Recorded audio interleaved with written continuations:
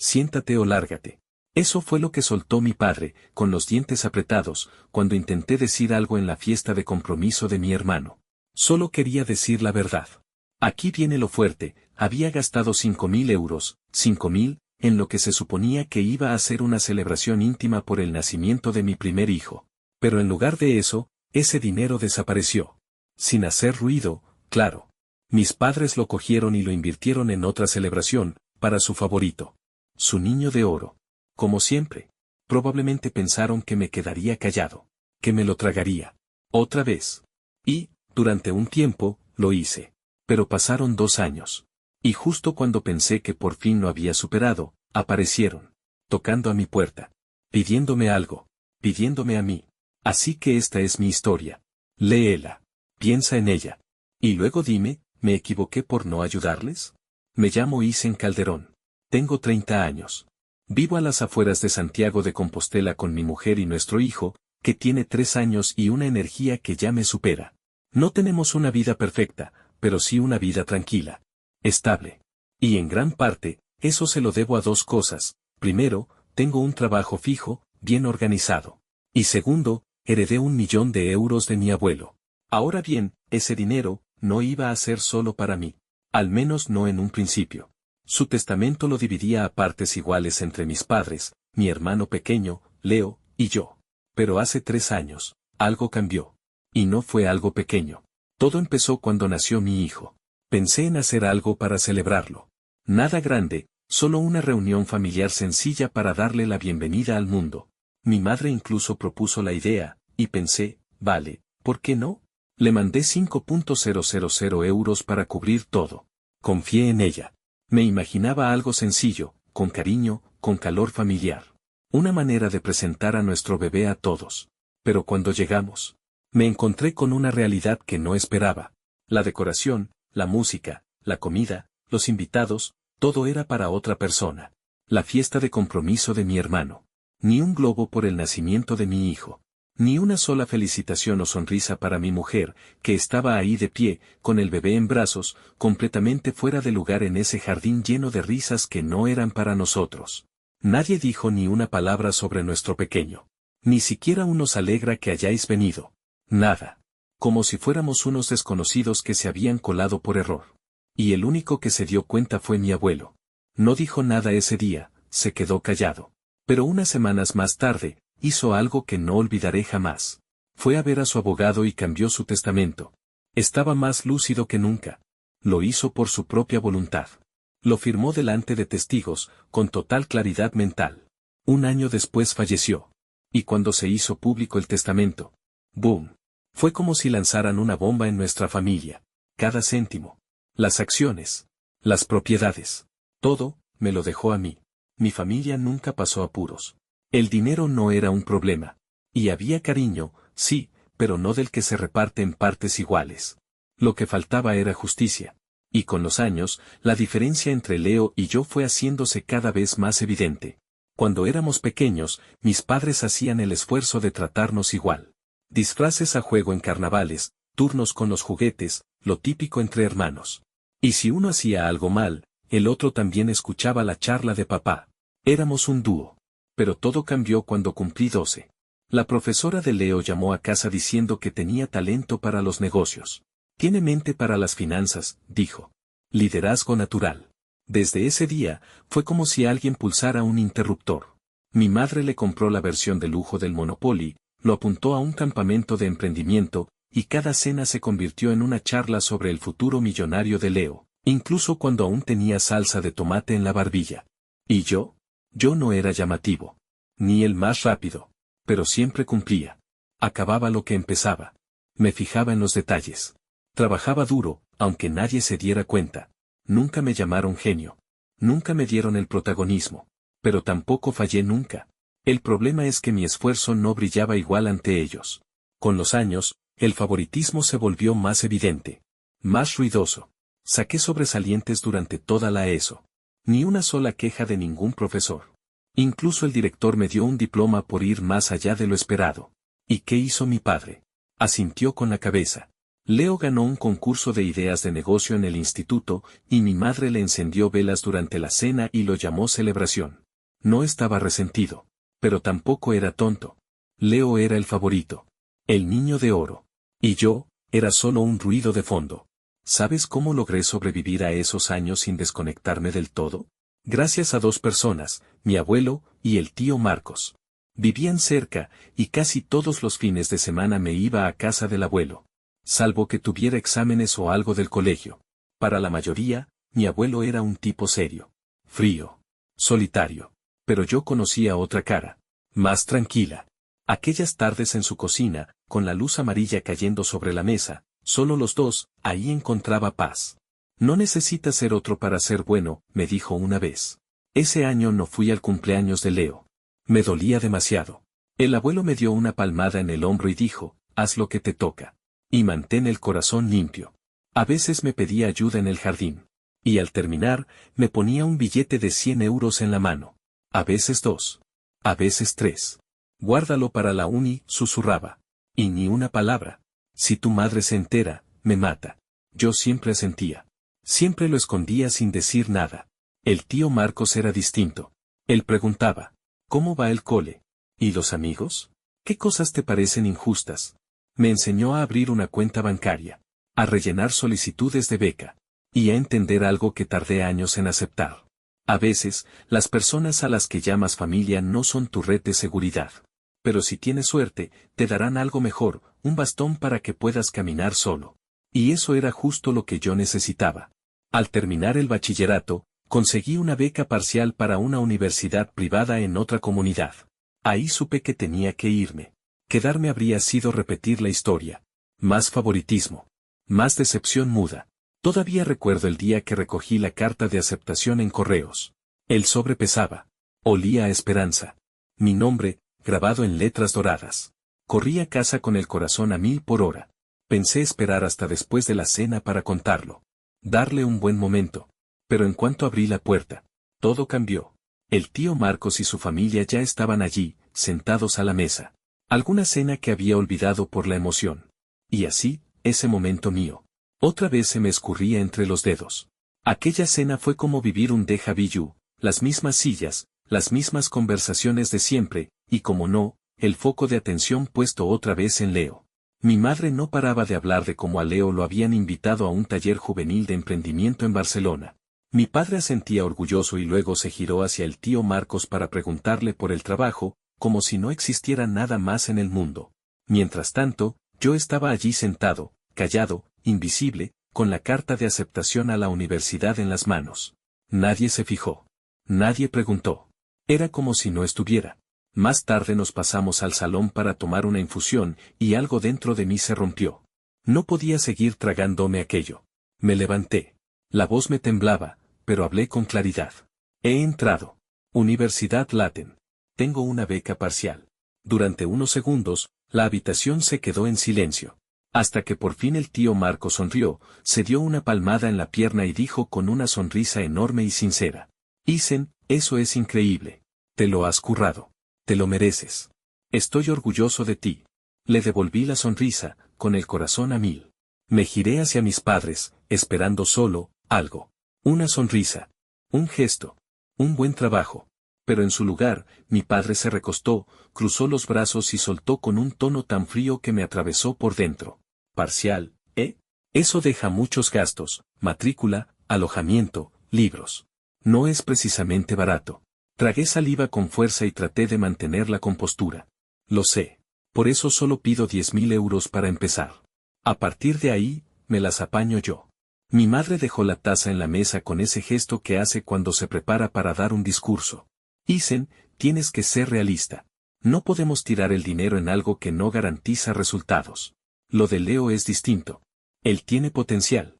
Él va a llevar a esta familia a otro nivel. Ese es distinto. Me cayó como un ladrillo. Lo dijo como si yo no estuviera allí. Como si fuera hijo de otros. Mi padre asintió, como si acabaran de cerrar un trato de negocios. No has hecho nada mal, dijo, como si me estuviera haciendo un favor. Pero si tenemos que decidir a quién apoyar, será a Leo. Me costaba hasta respirar. No estoy pidiendo ser el favorito, dije. Solo pido justicia. Y la mirada que me echó, como si hablara otro idioma. En esta casa, dijo, sin pestañear, justo no significa igual. Justo es poner las cosas donde deben estar. Y entonces llegó el golpe final.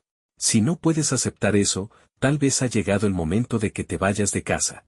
Me quedé paralizado. Sin palabras. Miré a mi madre, por última vez, buscando algo, lo que fuera. Pero ella solo miraba al suelo. En silencio. Y entonces, de repente, la voz del tío Marcos cortó el ambiente como un cuchillo. ¿De verdad pensáis así los dos? Estos dos chicos son vuestros hijos, ¿cómo podéis sentaros ahí y actuar como si Isen no mereciera la misma oportunidad? Mi padre ni siquiera lo miró. Este es un asunto de familia. No te metas. Nadie dijo nada más después de eso. 2 minutos más tarde, el tío Marcos se levantó. Su mujer y su hijo también. Salieron por la puerta sin volver la vista atrás. Yo subí a mi cuarto, cerré la puerta y dejé las luces apagadas. Aquella carta, de la que me sentía tan orgulloso, me senté en el suelo, aún con ella en las manos, tratando de entender cómo algo que debería haber sido mi momento se convirtió en otro recordatorio de lo poco que significaba para ellos. No dormí aquella noche. Me quedé mirando el techo, con la mente dando vueltas sin parar. Una parte de mí quería hacer la maleta e irme en ese mismo instante. Pero no lo hice. Aún no estaba listo. A la mañana siguiente, sobre las 8, me vibró el móvil. Era el tío Marcos. Isen, dijo con voz firme, ven a casa. Ahora. No pregunté por qué. Me puse lo primero que encontré, subí al coche y fui directo a su casa. Nada más entrar en la cocina, el olor a café recién hecho me envolvió. Me dio una taza, se sentó frente a mí y fue directo al grano. Te voy a dar 50.000 euros. Sin intereses. ¿Me lo devuelves en un plazo de 5 años después de que termines la carrera? ¿Trato hecho? Me quedé de piedra. Ni siquiera podía hablar. Las gafas se me empañaron del vapor del café, pero lo que sentía en el pecho, eso era otra cosa. Miré hacia abajo, con las manos bien apretadas, y luego levanté la vista. Apenas susurré. ¿Por qué? ¿Por qué harías esto por mí? No contestó enseguida. Giró su taza lentamente entre las manos. Luego me miró a los ojos. Porque te he visto sufrir demasiadas injusticias. Y no voy a dejar que eso determine tu futuro. Hizo una pausa, como buscando las palabras exactas. Te mereces una oportunidad justa. No por tu apellido, sino porque te lo has ganado. Y te juro que el corazón me dio un vuelco. No de dolor, sino de algo que nunca había sentido de verdad. Ser visto. De verdad. Sin condiciones. Solo necesito 10, murmuré. Eso es todo lo que pido. 50 es demasiado. Negó con la cabeza. No quiero que trabajes por las noches o repartas pedidos para llegar a fin de mes. No quiero que te duermas en clase porque llevas 3 empleos. Y luego soltó la frase que me golpeó de lleno. Si te caes, en esa casa nadie te va a recoger. Pero yo sí. Me quedé allí, sin palabras. La garganta cerrada. El pecho ardiendo entre alivio y tristeza. Una cosa más, añadió, con tono más serio. No se lo digas a tus padres. Si saben que tienes ese dinero, lo exprimirán antes de que puedas usarlo. Asentí rápido. Lo prometo. Ese mismo día abrí una cuenta bancaria nueva. 2 días después, el dinero ya estaba ahí, 50.000 euros. Tal como dijo. Me quedé mirando esa cifra, con las manos temblando. No por el dinero en sí, sino porque, por primera vez, alguien creía en mí. Sin condiciones. Sin expectativas. Solo confianza. Y en ese momento, lo entendí. Si alguien se merecía el título de padre en mi vida, no era el hombre que me crió. Era el tío Marcos. La universidad pasó volando. Tranquila, estable. Mi familia nunca supo nada del dinero. Nunca preguntaron. Nunca se interesaron. Solo volvía a casa cuando era estrictamente necesario, Navidad, cumpleaños de mamá, poco más. Los fines de semana, los pasaba con el abuelo o con el tío Marcos. Con las personas que de verdad me hacían sentir que importaba. Y aunque tenía el préstamo, no me dormí en los laureles. Trabajé a media jornada en la biblioteca y en la cafetería del campus. Solo usaba el dinero si no tenía otra opción. Lo di todo en los estudios, me presenté a todas las becas, concursos, ayudas pequeñas, lo que fuera que ayudara. Cuando me gradué, apenas había tocado 20.000 euros. El resto seguía intacto. Con 23 años, conseguí mi primer empleo en una empresa tecnológica de tamaño medio en Valencia. Sueldo inicial, 50.000 euros. Para un recién graduado, era un buen comienzo. Llevé una vida sencilla. Sin pisos caros. Sin viajes locos. Solo trabajar. Ahorrar. Planificar el futuro. No malgasté el dinero. Ni vacaciones lujosas, ni fines de semana salvajes. Solo fui devolviendo aquel préstamo de 50.000 euros poco a poco, mes a mes, en silencio. Y entonces, el día que cumplí 25 años, prácticamente 2 años exactos después de recibir mi primer sueldo, sentí que había llegado el momento. Fui hasta casa del tío Marcos, con el corazón lleno y las manos firmes. El aire de otoño estaba fresco, y él estaba fuera, recogiendo hojas cuando llegué. Me acerqué con más seguridad que nunca en mi vida. Tío Marcos, le dije, he venido a devolverte hasta el último céntimo. Se detuvo, se limpió las manos en un trapo viejo y me miró fijamente. Luego, con una sonrisa leve, mitad orgullo, mitad seriedad, dijo: no me vas a devolver nada. Antes de que pudiera responder, añadió: venga. Hay alguien a quien quiero que veas. No pregunté. Solo le seguí. 15 minutos después, llegamos a casa del abuelo. Todo estaba igual. Acogedor.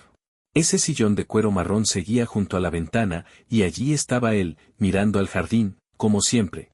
Pero al oír la puerta, giró la cabeza enseguida. Tenía el pelo casi completamente blanco, pero la espalda seguía recta y sus ojos, igual de firmes y atentos que cuando yo era niño. Iba a decir algo, pero el tío Marco se adelantó. Se giró lentamente hacia mí y dijo: los 50.000 euros no eran míos. Eran del abuelo. Me quedé paralizado. El tío miró al abuelo, y luego de nuevo a mí. Aquella noche, después de que tus padres te dijeran que no, vine aquí. Le conté lo que pasó. Ni siquiera terminé de hablar cuando me dijo: es el único que nunca ha pedido nada. Esta vez, deja que lo haga. Su voz se suavizó. Pero tenía miedo. Miedo de que, si sabías de dónde venía el dinero, te apoyaras demasiado en él. Miedo de que, si tus padres lo descubrían, intentaran arrebatártelo. Así que le pidió al tío Marcos que me lo diera como si fuera un préstamo. Una prueba. Una protección. Sentí la garganta cerrada. No podía hablar. El abuelo se levantó despacio, apoyándose en el reposabrazos. Caminó hacia mí y puso su mano en mi hombro, firme, pero sin aplastar. Cumpliste tu palabra, dijo. Viviste con integridad. No huiste. No pediste más de lo necesario. Su mano se quedó unos segundos. Lo justo para que entendiera lo que significaba. Ese dinero, añadió, no hay que devolverlo. Bajé la vista. Sentía el pecho a punto de estallar. Pero me aguanté. No iba a llorar. Aún no. Cuando me di la vuelta para irme, el abuelo dijo una última cosa. Ahora que ya estás en el mundo, no te olvides de visitar al viejo de vez en cuando. Asentí rápido. Porque si abría la boca, me derrumbaba. En el coche, de vuelta, nadie dijo nada. Fuera, el sol empezaba a ponerse, tiñendo de naranja el salpicadero. Me quedé quieto, dejando que la luz me diera en la cara. Pero por dentro sentí algo que no había entendido del todo hasta aquel día. Ser amado, de verdad, sin tener que ganártelo, sin tener que luchar por ello, es una paz distinta. Vivir con integridad. Cumplir tu palabra. Eso siempre fue lo que el abuelo creyó. Y ahora, yo también. Un año después conocí a Raquel. Era enfermera. Dulce. Con los pies en la tierra. De esas personas que te calman solo con estar cerca. Nos casamos, y no pasó mucho tiempo antes de que naciera Noah. El día que vino al mundo, todo cambió. De repente, todo cobraba sentido. Cada sacrificio. Cada noche sin dormir. Cada conversación difícil. Me esforzaba más. Volvía antes a casa. Y cada mañana, antes de hacer nada, me giraba y le sonreía, dormido a nuestro lado, en paz total. Y empecé a pensar, tal vez este pequeño, mi hijo, sería la razón por la que mis padres finalmente me verían. Tal vez, al convertirse en abuelos, se ablandarían. Tal vez, al tener a su primer nieto en brazos, dejarían atrás todo ese favoritismo y me mirarían, de verdad. Tal vez querrían a Noah como yo siempre deseé que me quisieran a mí. Pero me equivoqué. No solo no cambiaron. Lograron convertir uno de los días más importantes en la vida de mi hijo en algo que jamás olvidaré, por las peores razones. Lo que debía ser una celebración, se convirtió en una herida. Y esa herida fue la última gota. El empujón que necesitaba para alejarme. Para siempre. Hace 3 años, pocos días después de que naciera Noah, me llamó mi madre. Su voz era cálida. Demasiado cálida. Como si nada hubiera pasado nunca entre nosotros. Ven a casa, dijo con dulzura. Quiero hacer una pequeña fiesta para Noah. Algo sencillo, para acercar a la familia. Lo reconozco, me pilló por sorpresa. Pero una parte de mí aún quería creer en ella. Así que dije que sí. Y como insistió en organizarlo todo, le mandé 5.000 euros para ayudar con los gastos. 2 semanas después, un sábado por la tarde, sobre las 6, Rachel y yo preparamos al bebé y nos fuimos. Cuando aparcamos delante de la casa, supe que algo no cuadraba. La decoración era exagerada. Mesas por todas partes. Guirnaldas de luces en el jardín. Velas, globos, un fondo brillante de purpurina en medio del césped. Pero cuando nos acercamos, se me hundió el corazón. El cartel no decía bienvenido, Noah. No. Decía fiesta de compromiso de Leo y Bea. Se me heló el cuerpo entero. Apreté fuerte la mano de Rachel. Ella me miró, completamente confundida. Y allí estaba yo, en el jardín de la casa donde crecí, con mi hijo recién nacido en brazos. En una fiesta que creía haber pagado yo. Pero la celebración no era para nosotros. Ni siquiera formábamos parte de ella. Toda esa emoción que había tragado durante años, estalló como una botella agitada. Apreté los puños. Miré directamente aquel cartel, esas letras grandes y brillantes, y grité desde el otro lado del jardín. ¿Pero esto qué es? La música paró en seco. Todos se giraron. Mi madre corrió hacia mí, nerviosa, alterada. Isen, es una fiesta compartida, dijo. Pensé que sería más fácil así. Di un paso atrás, mirándola como si no la conociera. ¿Una fiesta compartida? ¿En serio me lo habías dicho? No respondió. Señalé el cartel de purpurina. ¿Y dónde está el nombre de mi hijo? ¿Dónde está Noah en todo esto? Silencio. Entonces mi padre salió de la casa, con las manos en los bolsillos y la voz baja, cortante. No montes una escena, ¿quieres avergonzar a la familia? Y en ese momento, me rompí. No grité. Pero algo dentro de mí se quebró para siempre. Miré a un lado, y allí estaban. El abuelo. El tío Marcos. De pie, al fondo del jardín. Callados. Observando. Y los dos me hicieron un gesto con la cabeza. Eso fue todo lo que necesitaba. Me giré hacia mi padre, la voz ya más firme, con años de dolor empujando cada palabra. ¿Esa imagen de familia que intentas proteger, alguna vez me incluyó a mí? Di un paso más. Le di a mamá 5.000 euros para organizar una fiesta de bienvenida para mi hijo. Mi hijo. Pensé que, por una vez, me veríais. Que celebraríais algo mío. La voz se me quebró. Pero seguí. Pero no. Claro que no. Nada ha cambiado. Seguían siendo las mismas mentiras de siempre. Seguían haciéndome sentir como un extraño en mi propia historia. Y en ese momento, supongo que mi padre perdió el control. Estalló, su voz cortante, áspera, como si arrastraran piedras sobre asfalto. Cállate, o márchate. Le miré directamente a los ojos. No dije nada. Después, sin pronunciar una sola palabra, subí al pequeño escenario y le quité el micrófono al presentador, que se quedó paralizado. Todo el jardín quedó en silencio. Se podía oír hasta la respiración de la gente. Levanté la cabeza. Mi voz no temblaba. Me aseguré de que cada palabra sonara como debía. Si alguien está confundido con lo que pasa aquí, dije, mirando a todos, voy a aclararlo. Recorrí con la vista los rostros, tías, tíos, primos, incluso algunas antiguas amistades de Bea. Y ahí estaba ella, la prometida de Leo, tensa a su lado, con los ojos bien abiertos. Esta fiesta que todos estáis disfrutando, dije. La he pagado yo. Se oyeron exclamaciones. Murmullos. Caras de desconcierto por todas partes. Le di a mi madre 5.000 euros, continué. Era para celebrar el nacimiento de mi hijo, Noah. En cambio, usaron ese dinero para hacer la fiesta de compromiso de Leo. A escondidas. Sin decírmelo siquiera. El ambiente se volvió incómodo. Miradas que iban de un lado a otro, sin saber dónde posarse. Apreté un poco más el micrófono. Bajé el tono. Y esto no es la primera vez. Me han retirado becas. Me han dicho que espere mi turno. Que me las apañe solo. Porque, en esta familia, yo nunca fui la prioridad. Miré directamente a Leo. Él siempre ha sido el favorito. El centro de todo. Hice una pausa. Respiré hondo. Mis ojos buscaron a Rachel entre el público, estaba abrazando a Noah, con las mejillas sonrosadas y los ojos abiertos por el alboroto. Pero hoy es diferente. Porque ahora soy padre. Y mi hijo jamás crecerá sintiéndose invisible como yo me sentí. Bajé el micrófono poco a poco. El aire se congeló, nadie se movía, nadie hablaba. Por primera vez en mi vida, nadie me interrumpió. Nadie intentó silenciarme. Mi voz resonó en aquel jardín que llevaba años fingiendo que yo no existía.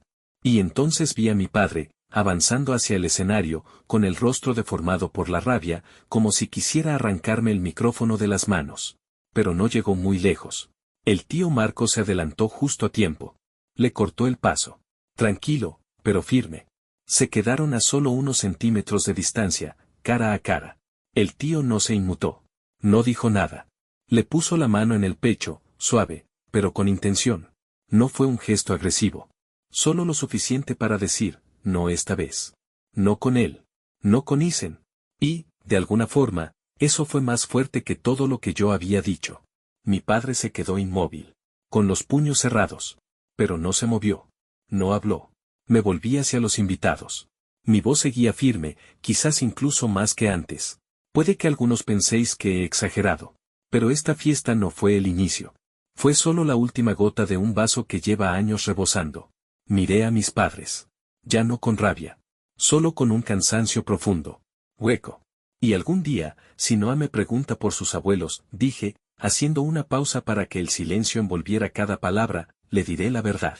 Entonces hablé despacio, como si cada palabra pesara una tonelada. Le diré que estáis muertos. Podías oír caer una aguja. Hasta las cigarras dejaron de sonar. Y seguí hablando. Desde este momento, no soy vuestro hijo. Seguid con vuestra vida. Con vuestro niño de oro. Nadie dijo nada. Nadie se atrevió. Dejé caer el micrófono. Bajé del escenario y caminé directo hacia Rachel y Noah.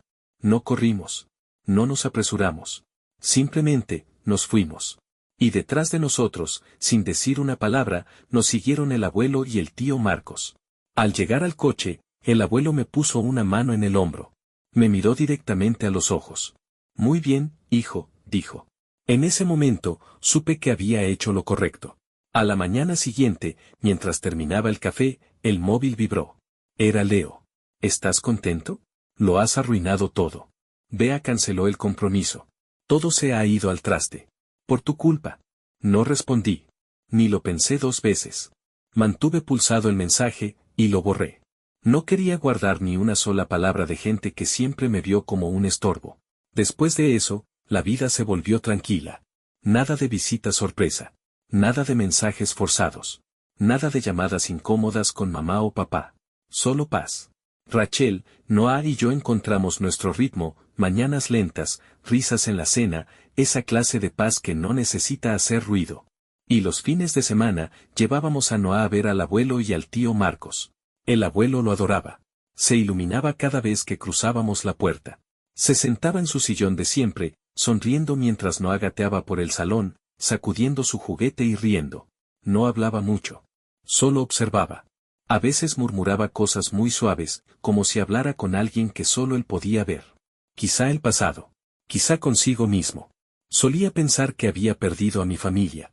Pero en aquellas visitas silenciosas, entendí algo. Estaba construyendo una nueva. De las que no tienen que ser perfectas, solo reales.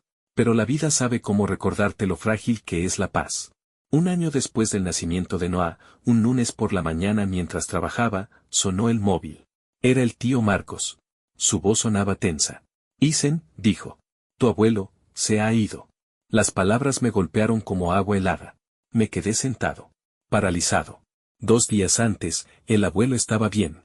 Me dijo que estaba releyendo El viejo y el mar. Que estaba pensando en comprarle a Noah un juego de bloques de madera grande. Algo para construir. Pero no llegué a darle las gracias. Ni a abrazarlo una última vez. Perderlo no fue solo algo personal. Fue devastador. Porque era el único que me había querido de verdad. Sin condiciones. Me enseñó lo que es la fuerza, cuando no necesita gritar. Un mes después, toda la familia fue convocada en su casa para la lectura del testamento. A las 9 en punto, el salón ya estaba lleno. La tensión flotaba en el aire como electricidad. Un abogado de pelo plateado llamado Jamie Whittaker se puso al frente y fue directo al grano. Empezó con las formalidades, confirmar nombres, fechas, que el abuelo estaba en pleno uso de sus facultades cuando escribió el testamento final. Y entonces empezó a leer. Todos recibieron algo. El tío Marcos heredó la casita del lago y participaciones en una pequeña empresa de construcción en la que el abuelo había invertido en silencio. La tía Berta recibió el Ford Thunderbird clásico, el que llevaba 20 años cogiendo polvo en el garaje. La tía Hannah se llevó una propiedad en alquiler en Zaragoza y una cantidad generosa de dinero en efectivo. Siguió leyendo, nombre por nombre, regalo por regalo. Pero cuando llegó a mis padres, se detuvo. Miró el papel. Luego levantó la vista. Y todo, se quedó en silencio. El señor Whittaker bajó la vista al papel que tenía delante. Luego levantó la cabeza y habló con voz serena, pero con un tono de cierre total. Esta última parte, dijo, es sobre los bienes que, en circunstancias normales, habrían sido asignados al señor Esteban Calderón y a la señora Diana Calderón. De inmediato, todas las miradas en la sala se giraron hacia mis padres. Mi padre se incorporó, sacó pecho, como si ya estuviera haciendo cálculos mentales, como si ya se estuviera preparando para cobrar. El señor Whittaker pasó la página. Tras una reflexión cuidadosa y completamente voluntaria, continuó. El señor Eduardo Calderón ha decidido transferir todos los bienes que originalmente iban destinados a su hijo Esteban Calderón y a su nuera Diana Calderón, a su nieto, Isen Calderón. Una ola de murmullos recorrió el salón como una sacudida eléctrica. Entonces el señor Whittaker siguió leyendo, esta vez directamente del testamento del abuelo. No lo hago por falta de amor hacia mi hijo, sino porque ya no puedo seguir ignorando la injusticia que Isen ha sufrido durante tantos años. El favoritismo que Esteban y Diana han mostrado hacia su hijo menor, Leo, ha causado un daño profundo. Especialmente el incidente en el que usaron el dinero de Isen para financiar la fiesta de compromiso de Leo, sin su conocimiento ni permiso. Y eso fue todo. La sala estalló. Mi padre se levantó de golpe, furioso, y dio un puñetazo sobre la mesa de centro. ¿Qué? Esto es una locura, es un montaje. Se giró bruscamente y me señaló con el dedo. Esto es cosa suya, y de Marcos, lo habéis planeado todo. Mi madre rompió a llorar. Leo, como siempre, lanzó su vaso de agua contra el suelo. Se hizo añicos mientras él gritaba. Esto no es justo. Pero el señor Whittaker no se inmutó. Golpeó suavemente su carpeta y alzó la voz lo justo para hacerse oír entre el caos. Les ruego a todos que mantengan la calma. Luego dirigió la mirada directamente a mis padres y a Leo. Señores Calderón. Señor Leo Calderón. Les pido que respeten los deseos del fallecido. Este testamento es legalmente vinculante. Fue firmado y validado con el señor Calderón en pleno uso de sus facultades mentales, con toda la documentación en regla. Cualquier intento de impugnar o interrumpir este proceso tendrá consecuencias legales. Y así, cayó el silencio. Un silencio espeso. Denso. Nadie volvió a decir una palabra. Cuando todo terminó, salí fuera. El aire se sentía diferente, como si el peso de años enteros por fin se hubiera levantado de encima. Pero mi padre ya estaba allí. Esperando junto a la verja. Me miró. No con rabia esta vez. Era algo más frío. Más profundo. Como rencor envejecido. Malnacido, murmuró. La mandíbula apretada, las palabras apenas le salían. ¿De verdad crees que con esto has ganado? No respondí. No reaccioné. Le sostuve la mirada unos segundos. Y luego pasé de largo, subí al coche, y me fui. No miré atrás. Para serte sincero, esperaba consecuencias. Demandas. Cartas furiosas. Incluso que vinieran a mi casa gritando traición. Pero no pasó nada. Ni una palabra. Tal vez por fin entendieron que esta vez, no iba a ceder. Esta vez, ya no me quedaba nada que perder. Pasaron 2 años más rápido de lo que pensaba. Noah ya tiene 3 años. Ya no es ese bebé frágil. Es un torbellino que corre por la casa, monta berrinches salvajes que a veces me hacen reír, y otras, cuestionarme mi cordura. La vida ha sido, tranquila. Solo nosotros 3. Rachel, Noah y yo. Una casita con sol en todas las habitaciones y una paz que se escucha en el silencio. No recibimos noticias de nadie. Ni visitas inesperadas. Ni mensajes. Ni una sola mención a las palabras mamá o papá. Y durante un tiempo, pensé, que eso era todo. Que por fin lo habían aceptado. Que yo ya no formaba parte de sus vidas. Pero hace 2 días, justo al caer la tarde, sonó el timbre. Abrí la puerta, y me quedé helado. Era mi madre. Se la veía más delgada. Más frágil. El pelo desordenado. Los ojos hundidos. Parecía, mayor. Durante un momento, se quedó de pie. Sin decir nada. Y por fin, con voz temblorosa, dijo: Tu padre está en el hospital. Necesita una operación. Los médicos dicen que es grave. No respondí. No sé qué hacer, susurró. Isen, por favor. Necesito 70.000 euros para cubrir la cirugía. Te lo suplico. Pero no sentí rabia. Tampoco sentí compasión. Lo que sentí fue vacío. Como si su voz rebotara contra una pared que ya no existía dentro de mí. La miré a los ojos y le hice una sola pregunta. ¿Dónde está Leo? Tragó saliva. Apretó los labios. No tiene el dinero, respondió en voz baja. Asentí despacio. Entonces vendan la casa en la que vivís, le dije. Véndela. Y encárgate tú. No se movió. Di un paso atrás, apoyando la mano en el marco de la puerta. Desde el día en que hicisteis daño a mi hijo, recién nacido, dejé de formar parte de esta familia. Y entonces lo dije, con total firmeza. Si no te vas ahora mismo, llamo a la policía. Se quedó un segundo más. Luego se dio la vuelta, y se fue. Cerré la puerta. Y no la vi marcharse. Y aún así, incluso con todo cortado, incluso con la puerta cerrada de verdad, no siento una paz completa. Hay una parte de mí que se pregunta, ¿hice bien en rechazarla? ¿Fui cruel? ¿O solo protegí lo que de verdad importa? Después de todo lo que me hicieron pasar, sé que no les debo nada. Pero si las tornas se invirtieran, si yo estuviera en esa cama del hospital, ¿querría que vinieran a verme? Y no. Cuando sea mayor y lo entienda todo, verá lo que hice como un acto de fuerza, o se preguntará por qué le cerré la puerta a mi propia madre. No lo sé. Lo único que tengo claro es que ya no soy ese niño. No soy el que callaba. El que aguantaba golpes fingiendo que no dolían. Me levanté. Puse un límite. Protegí a mi hijo. ¿Pero a qué precio? Por eso cuento esta historia, no para que me aplaudan. No para justificarme. Sino porque quizá, solo quizá, tú también has pasado por algo parecido. Así que ahora te pregunto, a ti que aún estás leyendo, ¿me equivoqué al cerrar esa puerta? ¿Fui despiadado? ¿O fue la primera vez que hice lo correcto?